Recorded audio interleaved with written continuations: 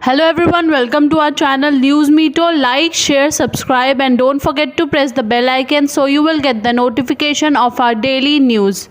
Today's top stories are: the Interpol has issued a red corner notice which a request to locate and professionally arrest an individual for extradition against Ami Modi, wife of fraud accused diamond merchant Nirav Modi.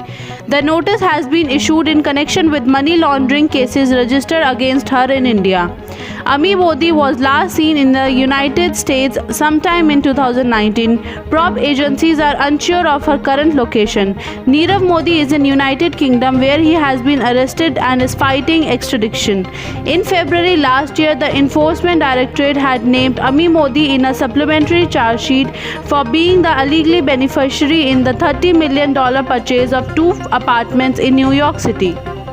A man caught the coronavirus after recovering from an initial bout in April in what scientists said was the first case showing that reinfection may occur within a few months. The 33-year-old second SARS-CoV-2 infection was detected while airport screening on his return to Hong Kong from Europe this month.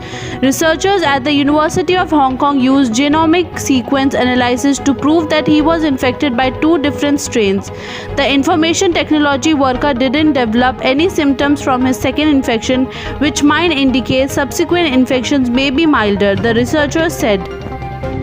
3 people have died and 14 are missing after a residential building collapsed in Maharashtra's Raigad district on Monday evening. More than 60 people have been rescued, officials said this morning. The rescue operation has been going on for more than 18 hours.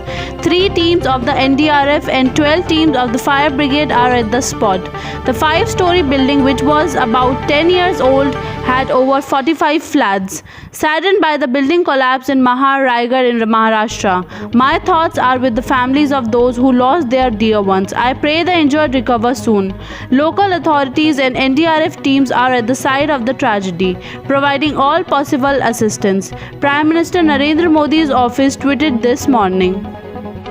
Families of victims gunned down at 2 New Zealand mosques urge a judge to impose the toughest possible sentence, life without parole, on the gunman as he showed no remorse and appeared to smirk at one survivor during a sentencing hearing on Tuesday.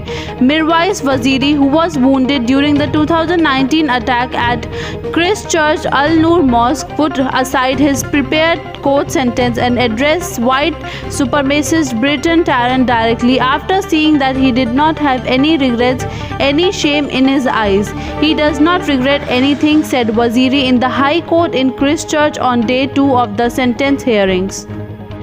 These are our top stories for today. I hope you like the video. Don't forget to subscribe our channel. We'll meet in the next video. Till then, stay safe, stay home. Thank you.